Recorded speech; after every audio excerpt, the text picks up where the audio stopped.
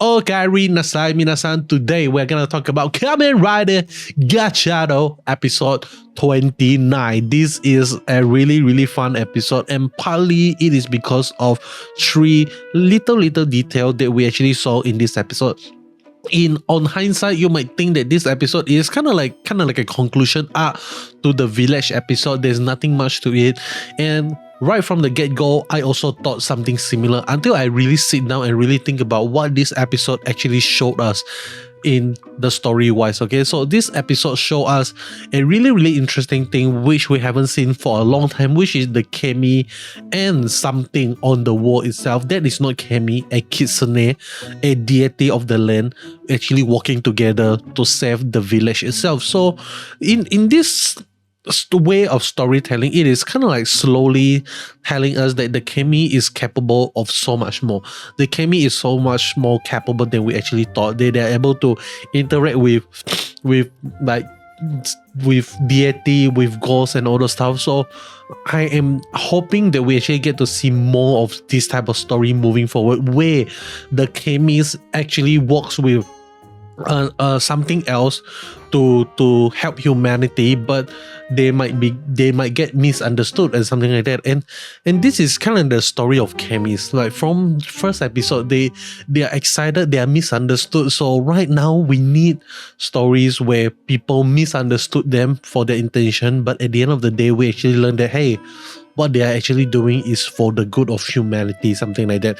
It's something similar to Zokyun Pyre, is something similar to the Wrestler G Chemy itself. So far we only have 3 Chemys that is something like that. So hopefully we get to see more before the end of the series. But speaking of the end of the series, I heard a lot of rumors and a lot of a lot of people actually talk about the next arc of Kamen Rider Gotchard is gonna be an arc together with Kamen Rider Legend itself.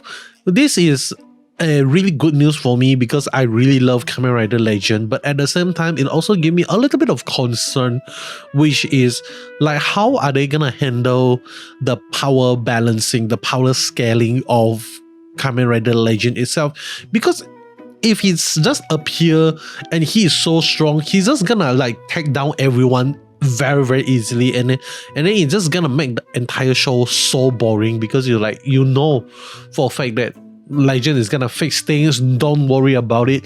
But at the same time, when we saw Legend lose, we're gonna feel like, hey, impossible, Legend is not so weak, Legend is way much more stronger than this and all that stuff. Then we're gonna start to complain again. It's kind of a little bit similar dilemma with what happened in JJK right now with Satoru Gojo and like Sukuna and all those stuff. Like, you make them too OP, you don't know what to do with them.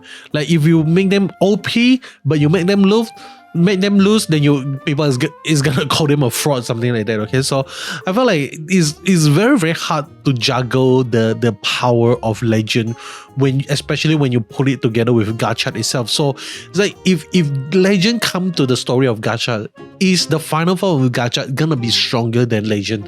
I feel like all of this is gonna be a discussion when we actually reach there in the story wise. But I felt like one other thing that really concerned me regarding the Legend thing is, how are they gonna handle the ending, the closure of Legend being in the story of Gotchard itself? Because I don't believe that Legend is gonna stay in the story of Gotchard until the end of the story of Gotchard itself. I believe that he's only gonna be here for maybe like 1 month, 2 months, which is 8 episode or maybe 6 episode, and then he's gonna bounce. Okay, a little bit kind of similar with Kamen Rider Daybreak. He's just appear for a few episodes and then he's just gonna bounce. He's not gonna stay there for long, and that is what I expect for Kamen Rider Legend itself. But at the same time, I it's like, if that is what they are doing, I hope they don't actually make it into kind of like a yearly thing. Like, we don't need Legend to appear in every single Kamen Rider series moving forward, because if that is what they are going for, I felt like he's gonna make the series a little bit like, like we're gonna like, if the story is like very very engaging and all the stuff, and out of nowhere we got a feelers for Kamen Rider to make an appearance, something like that. I feel like it's gonna make it really really like, oh man, like we're gonna waste 1 week with Legend, something like that. But then again, I might completely change my mind when the time comes. Okay, so I'm just showing a little bit of concern for how they're gonna treat Legend moving forward. Okay, so with that being said, let us go back. Okay, go back to episode 29 because I really went off a tangent there. So in episode 29, another thing that I really love is how they managed to show the relationship between Renge and the grandmother, like how the grandmother protected Renge when she was young, and right now Renge become an adult. She's capable to protect the grandmother right now, and the grandmother finally sees that, hey, my granddaughter has finally grown up, and right now she's able to protect herself, and she's able to protect the person that she loves. And I think that is really really sweet, really sweet and touching for the story perspective, and for the character of Renge itself. But then again, at the same time, they don't specifically mention this in the episode itself, but we actually get to see Renge's Gotchard itself. Okay, like her Gotchard is to protect this town, protect this village and all the stuff. And maybe that is the reason why she needs so much money, because she's trying to, because the land is actually, the town is like owe money to the land shark, something like that, and that's why like she needs money to send to the people to protect the town by sending money back to them, something like that. Maybe, okay, maybe, I mean, if that is what they're going for, they can definitely do it. But like I said, mentioned like in the previous episode, they completely cut this part out for Renge's character. But then again, I feel like it is a blessing in disguise which they actually cut out this part of Renge, because if they just show Renge as a money-loving character throughout the previous 28 episode, I felt like it's gonna be a really, really annoying kind of sense. But then again, I really love right now Renge become a really sweet and loving senpai to the kohais that we actually saw. Okay, so really Subarashi thing. But lastly, before I end the video, we need to talk about something really really interesting, and that is Atropos. Okay, so right now Atropos is all alone. We don't see Cloto with her. She is acting on her own, and she actually come and meet up with Rene itself. In one thing we need to focus on Atropos' conversation with Rene is that we cannot just focus on her question, but we need to focus on everything that she said. Okay, she said something about how Rene is being loved, being cared for, and all the stuff. I think when she said all of this is her deepest desire. This is what she really wants, because for the first time in her life, I would assume that this is the first time that she felt so lonely, because right now she doesn't have Cloto, she doesn't have Lakesi. All she had is the cube where Glion actually left behind. And I just felt like maybe Atropos is feeling a little bit lonely here. And in the next episode preview, we actually get to hear Atropos mentioning something about like, you take this away from me, you stole something away from me, blah blah blah, something like that.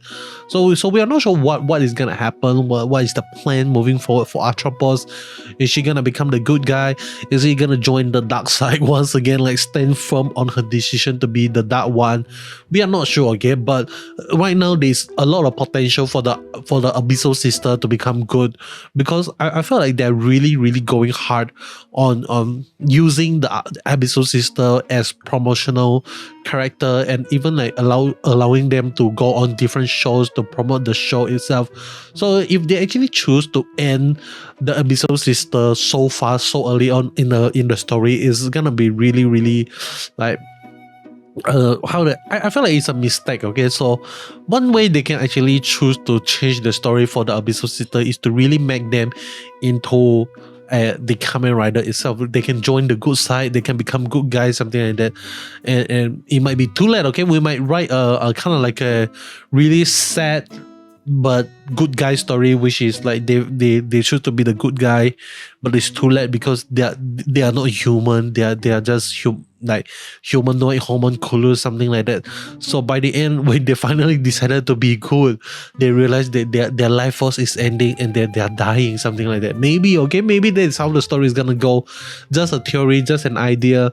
I'm just gonna throw it out there on what is the possible story that Arthropos might actually go to. Okay, so really fun episode, but I remember something that they don't really mention, they don't really show in this episode at all, is the question whether or not Minato still erased the memory of the people that came into contact with the Chemys itself. Because in this episode, we don't actually get to see Minato erasing the memory of the town. Like, he just like left with the rest of the student. We don't actually get a scene where she like shine the ring and like make everyone forget.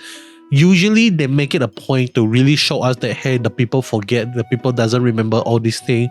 But I felt like after what happened with Glion, Minato no longer do that to the people itself. Like, she no longer delete the people's memory, he no longer erase the people's memory regarding Chemys. So this is potentially a good thing, because at the end of the day, what Houtarou wants is for a world where Chemys and human can live together and really understand one another.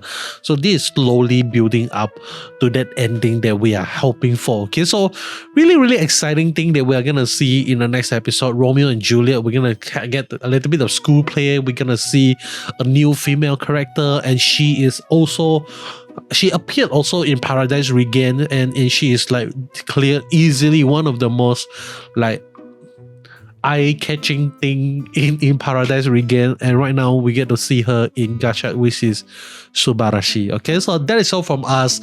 Hope you enjoy. If you like what you see, you know what to do. Subscribe. And if you made it this far into the video, I would love you to comment the word Asia in the comment section below, because we live in Asia. We watch show from Asia, and I hope to see more of Asia stuff. Goodbye.